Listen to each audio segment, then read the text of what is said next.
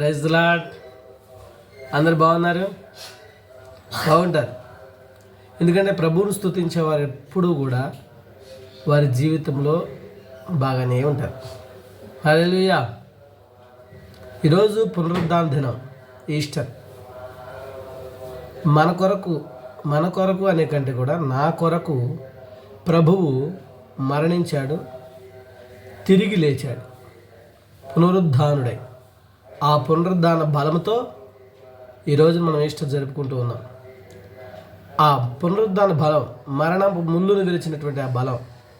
మరణం అనగా మన యొక్క సమస్యలు, వేదనలు, బాధలు.